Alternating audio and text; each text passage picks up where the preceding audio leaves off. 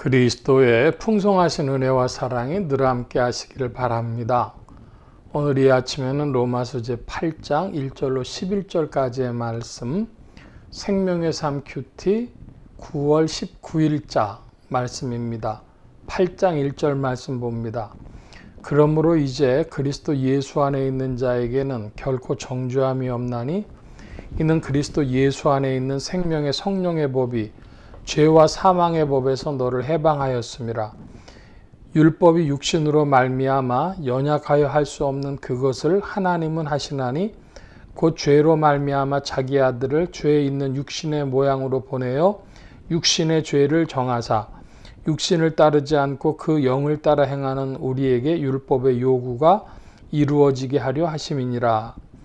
4절까지의 말씀을 먼저 살펴보면 로마서 8장은 로마서라고 하는 책을 하나님이 교회에 주신 결혼 반지 혹은 러브레터 이렇게 부르는 이들이 있어요. 그 중에서도 로마서 8장은 그 결혼 반지의 다이아몬드와 같다 이렇게들 표현할 정도로 로마서에서 가장 제일 중요한 부분으로 이야기를 하는데, 그 로마서 8장 중에서도 한 구절을 꼽는다면 바로 4절을 꼽을 수가 있겠습니다. 무슨 말씀이냐 하면 육신을 따르지 않고 그 영을 따라 행하는 우리에게 율법의 요구가 이루어지게 하려 하심이니라.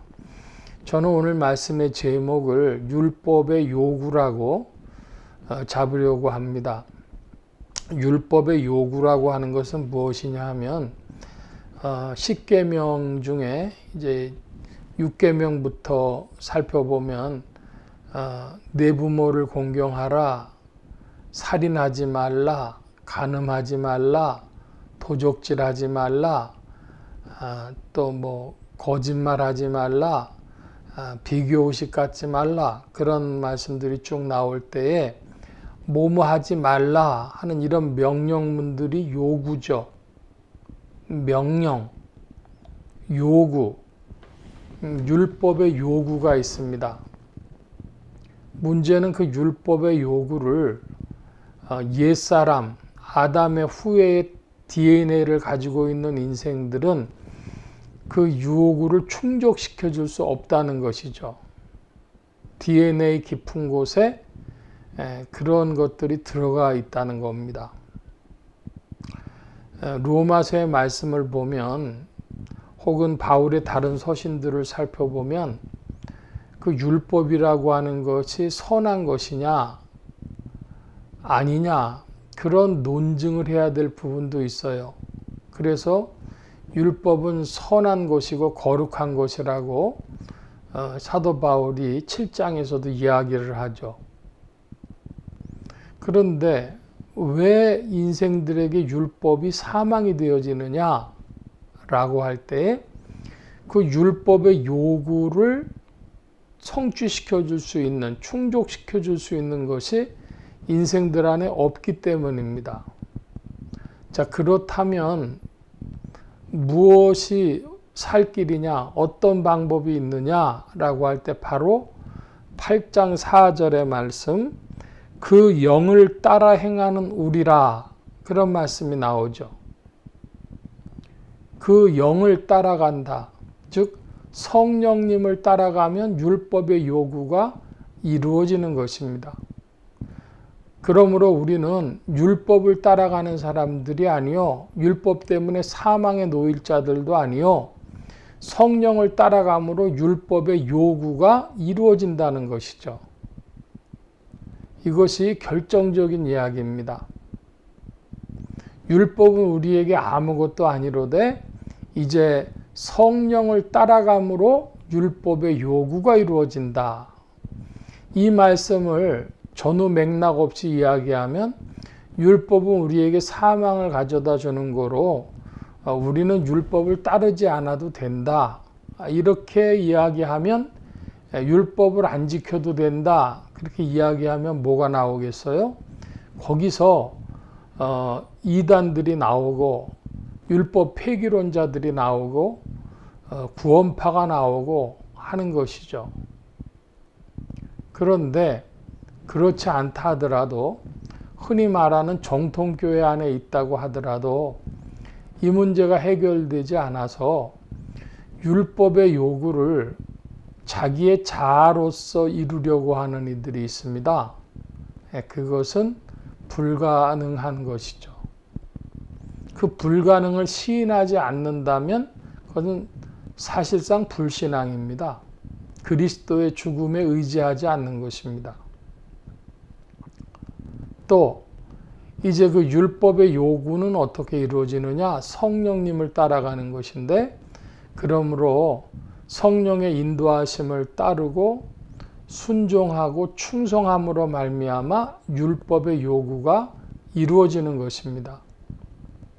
신자들 가운데 믿음만 알지 성령을 따라가는, 그래서 율법의 요구가 이루어지는 것은 몰라서 자기의 자아로서 믿음이 있다는 거예요.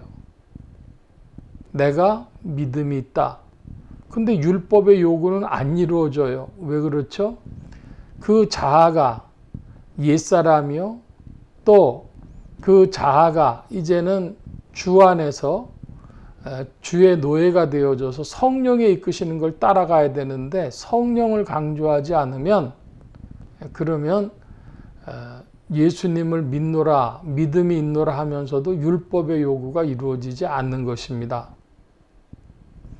이 로마서 8장 4절이 기독교회에 사실은 이단과 정통을 가르는 것이요, 정통교회 안에 들어와 있다고 하는 여러 가지 오류들, 요한계시록적 표현으로는 마당만 밟고 다니는 사람들, 혹은 음녀 바벨론에 속하는 사람들이 로마서 8장 4절을 모르는 것이죠.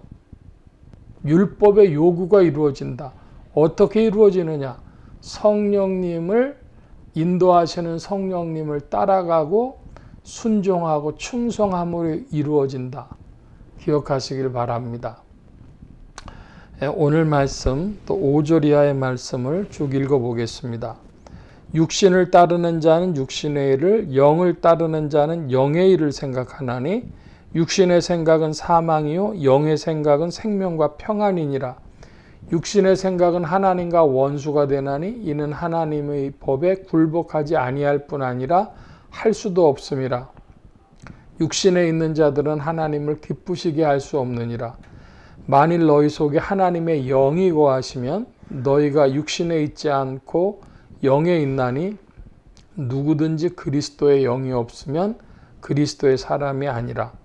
또 그리스도께서 너희 안에 계시면 몸은 죄로 말미암아 죽은 것이나 영은 의로 말미암아 살아있는 것이니라.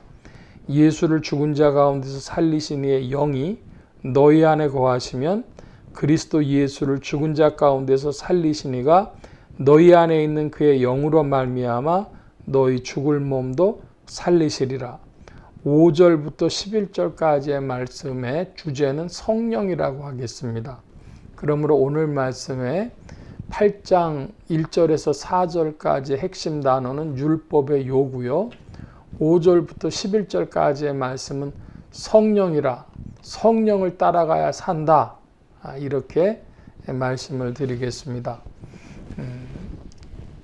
오늘날 사람들이 믿음을 강조하는 시대가 되어졌는데, 그 믿음이라고 하는 것을 좀 더 해명해서 율법의 요구가 이루어지는 믿음이냐 질문을 하고, 그와 같기 위해서는 성령이 이끌어 주셔야 됩니다.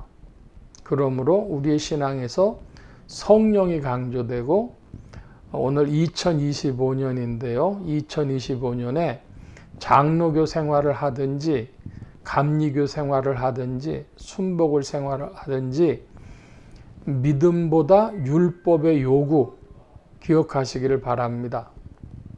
성령을 따라 율법의 요구가 이루어지는 신앙생활, 그것이라야 장로교인이든 감리교인이든 순복음교인이든 친내교 교인이든 산다. 기억하시기를 바랍니다. 오늘 말씀 여기까지 봅니다. 기도합니다. 만복의 근원 되신 주님 함께하여 주셔서 우리의 심령이 그리스도 예수를 구주로 삼음에 이제는 성령 안에서 율법의 요구가 이루어지는 신앙생활을 하게 하여 주옵소서. 주께서 더욱 인도하실 줄 믿사옵고 인도하시는 주님을 따라 전진케 하옵소서. 감사하며 의지하올 때에 예수 그리스도의 이름으로 기도하옵나이다. 아멘.